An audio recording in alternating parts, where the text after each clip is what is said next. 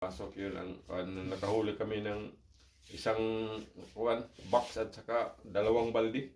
Marami nung unang taon. Yep.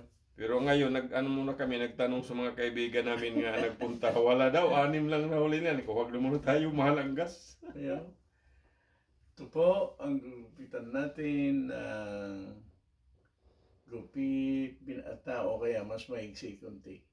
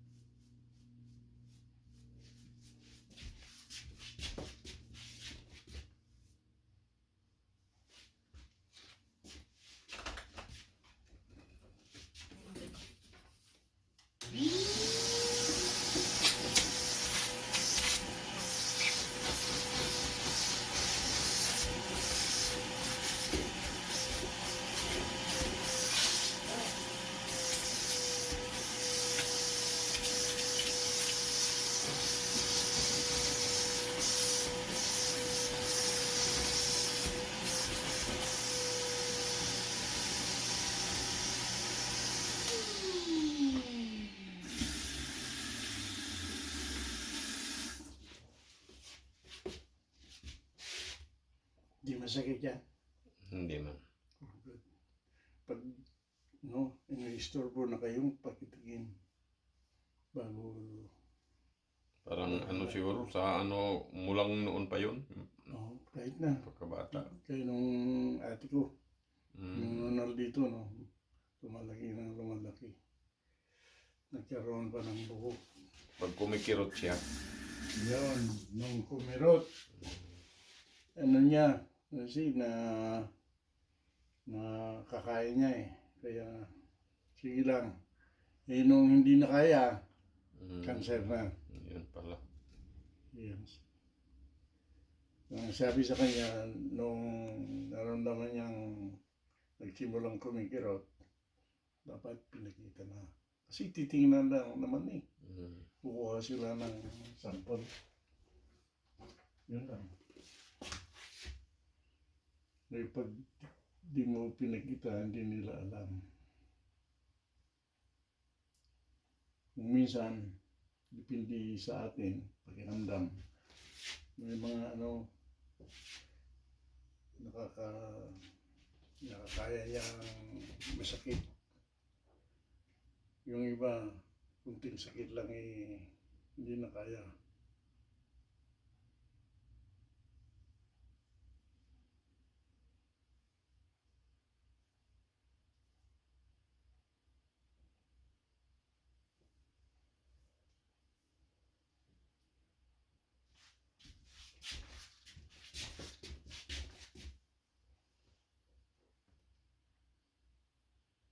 Tingnan natin.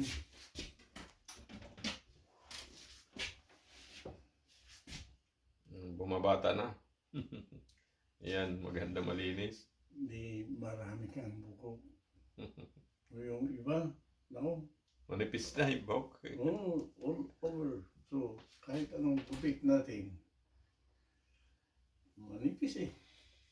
Ikaw, napakarami. Medyo ang kapal-kapal pa. Maigsi yan, pero makapal lang yung tsura. See? Yeah, good na. Yan ang kagandahan ng maraming buhok. Medyo makapal ang buhok. Kaya patuloy ang ingat.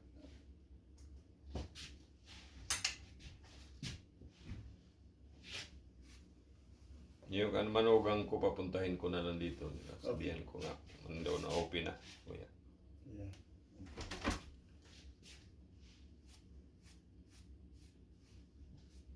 Sabi ng anak ko, doon ka magpagupit kay Papa para gupit kasi mura. Doon ka sa mamahalin. Wala ka ng trabaho ngayon kasi hindi pa siya sa training, nagpulis siya. December pa yata yung academy. Matagal ka pa, wala kang hanap buhay ngayon ha. Okay, doon ka na lang muna. Hindi ko maganda yun kasi experienceado yung parang panggupit ko.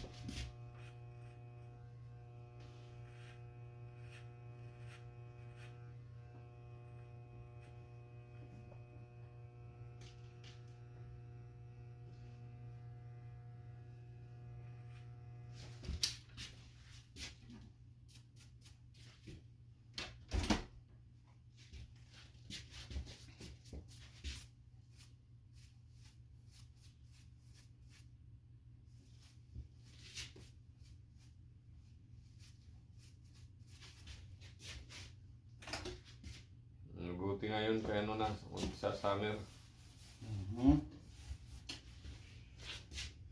Kahit napakadali. Parang madali lang ngayon ang taon. Pagdating ng buwan, matatapos na naman. Yes. Mabilis tayo tumanda. Humihina ang katawan. Sabi nga naman nila, kahit tumatanda tayo, basta masaya. Oo, talaga.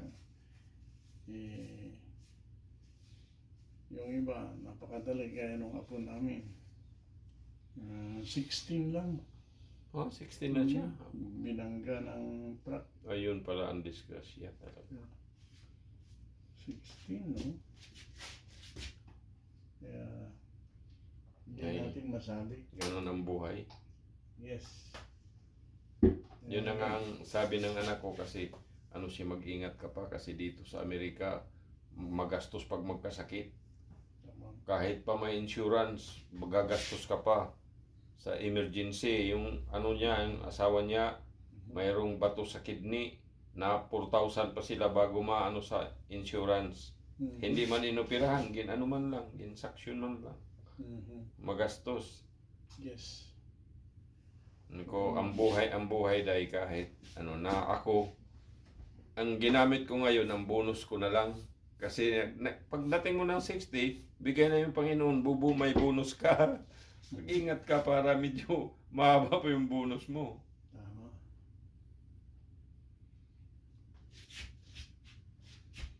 Kasi yung At ano, least dito, pag maghanap tayo ng trabaho, mayroon. marami talaga. Sa ibang lugar na, kaya daming tao pumupunta rito kahit bawal. Mayroon nga rin dumating dito mga taga-California, kaibigan ko nga galing sila sa Ayun. California.